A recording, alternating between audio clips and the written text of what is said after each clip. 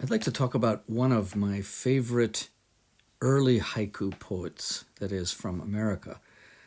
His name is Paul Reps, and I got a lot of inspiration from Paul Reps when I was in high school and college.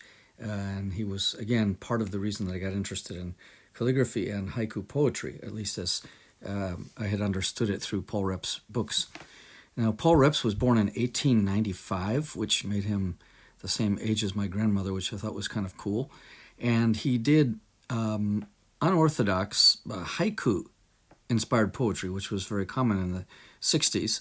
In fact, some of his books would just have a few words or a simple ink painting on one page. And so you'd have a full book that may have only 100 or so words in it. But this was kind of popular type of book in the 60s anyway. And but he wrote a lot about Zen. He also wrote essays as well. But he got me interested in a kind of a playful understanding of Buddhism. And I remember one painting that he did, and I read the story behind this. It's a painting of a tea bowl, which is amazingly realistic. It's just done with a sumi ink brush, and it looks like you could almost hold it in your hands.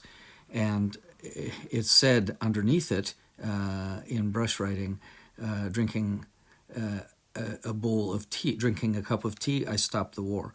Now, there's a cool story behind this, that apparently he was trying to go, he went to Japan at first in the 1930s and then came back after the war and tried to get into the country during the Korean War, which there were a lot of U.S. military presence, and they were controlling some of the immigration flow. And so he was denied entry by the immigration officer, even though he was trying to go see one of his Zen masters. And because this was a place where the Korean War was being staged from, the immigration officer said, "You can't come in. Now, you can't come in." And so he took the immigration paper that he'd written, which was his application, he turned it over, and on the back of it, he wrote, "Drinking a cup of tea, I stopped the war." And he handed it to the immigration officer, who looked at it and apparently said, "We need more people like you in Japan," and actually let him into the country, which is a really cool story. And this was then perhaps redone for the book, but here is what the picture looked like. Now, I was so fond of this picture, and I just, when was it, 10 years ago, that when the iPad came out, I started experimenting with drawing on it with a drawing app with my finger. And so I drew a picture. Here's the photograph of Paul Reps. Here's what he actually looked like. And then I made this drawing on my iPad with the caption, "Reps' world is round." So this is sort of my digital ink attempt to follow the footsteps of my mentor, who I never met, but I certainly read everything he wrote, and he had a huge influence on me.